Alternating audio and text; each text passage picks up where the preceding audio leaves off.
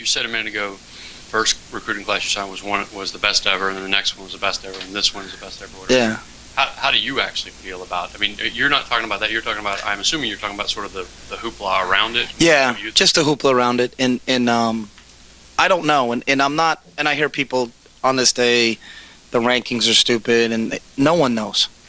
You know what? You know who's stupid? Coaches are stupid too. So, you know, we miss as much as the rankings miss, and that's that. I think some people, it's easy, and you'll hear just go through the head coaches.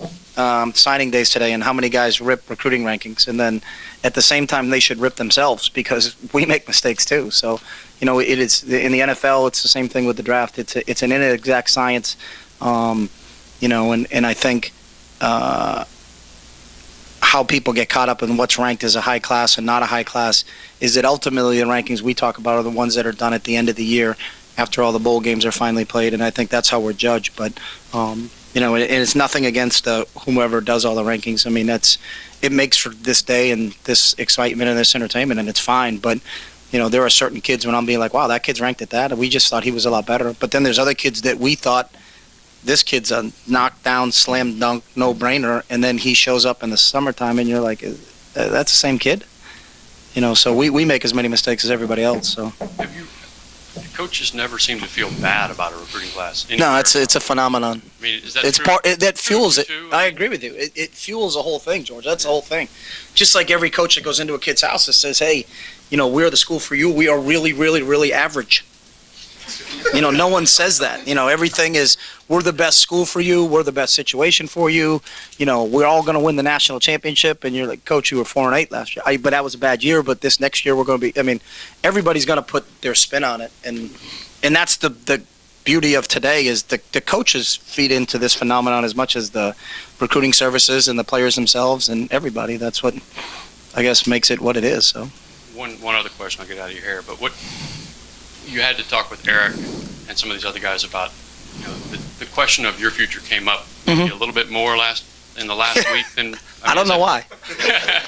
but I guess my question is, did it come up more than normally it would have, and you had to address that? No, it came up a couple other times, honestly, and it just earlier, and I just laughed because I talked to one team, the Tampa Bay Buccaneers. I had no contact with anybody else. So, you know, when other schools were telling kids, you know, coach is going to the Indianapolis Colts, or there's a succession plan for him to go to the Patriots, or all these other things. And I just said that you know, you got to trust me on this. That's never happened. So do you really want to look at a school that's making up stuff about other places? So, but obviously I knew in talking to Tampa that I had to address it. But I think it's, you know, really exactly how I addressed it was just, you know, I was the kids I met with, Braylon Addison, Chance Allen this week, O'Shea last week, and Eric Armstead, kids that are coming to our place. I addressed it the same way I addressed the job itself. I listened, just like they listened to other scholarship opportunities that they had, and then I made a decision based upon what was the best situation for me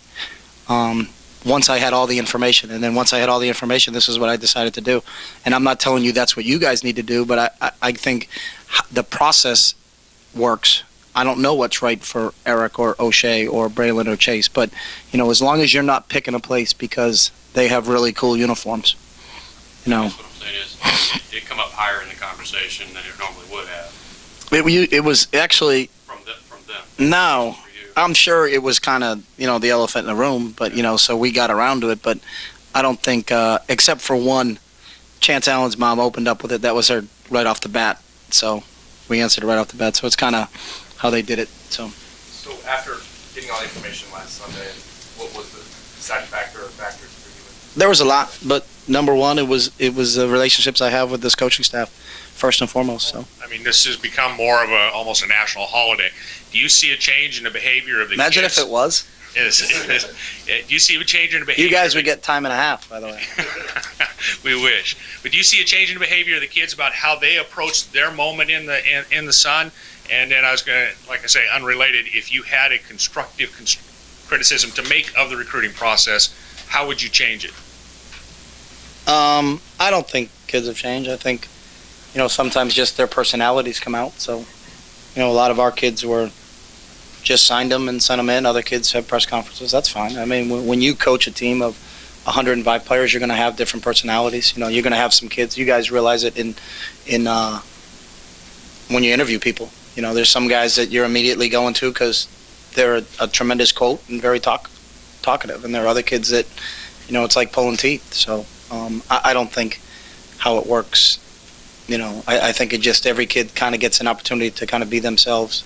You know, but how would I change it? I don't know. I just know it seems like it's getting crazier and crazier. You know, and I think I don't have the answer to that. I'm real worried about how workouts are going to be tomorrow more than how this phenomenon is going to continue to take off. So,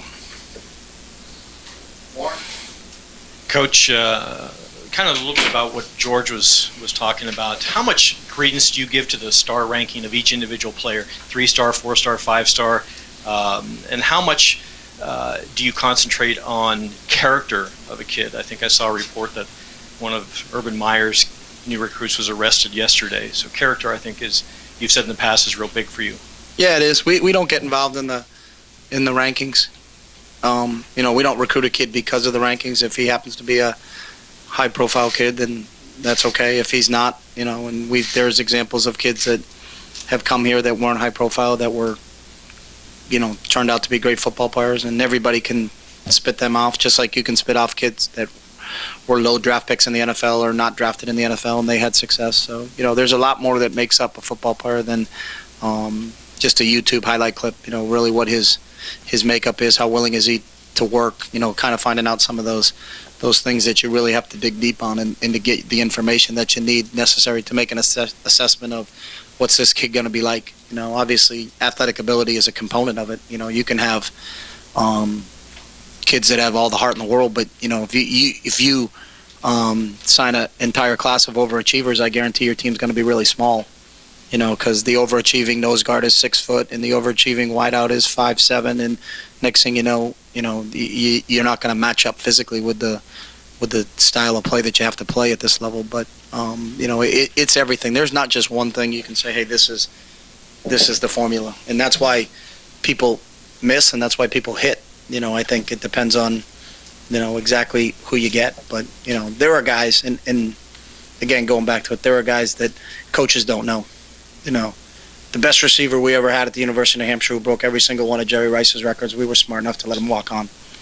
So, you know, they were smart enough before I got here at Oregon to let TJ Ward walk on, and he ended up being a second-round draft pick. So, you know, the coaches that say the stars are whack, you know, you can't follow the rankings, are just as guilty themselves. You know, we miss too. So, and that's the unique thing about this is trying to put a on this day and grade it and look at it. It's very difficult to kind of grade it and look at it because there are kids, no matter who they are, that everybody could be at this entire room to be in agreement he's a can't-miss kid, and then he just doesn't pan out. And then there are other kids that, you know, you barely even brushed over and didn't talk about that turned into be a great one. So, you know, that's the fun part of sports. You know, those success stories. So. But the kid's character certainly is important. Yeah, it's, you know, it's a huge component for what, you know, we do. You know, I think we base what we do based on our preparation and how hard we work. So, you know, to try to get a kid in here where we have to explain to them every day about, you know, why we're working or why on the signing date we're having morning workouts as opposed to other places in the country. You know, you got to kind of love this game and have a passion for playing it. So. Jake.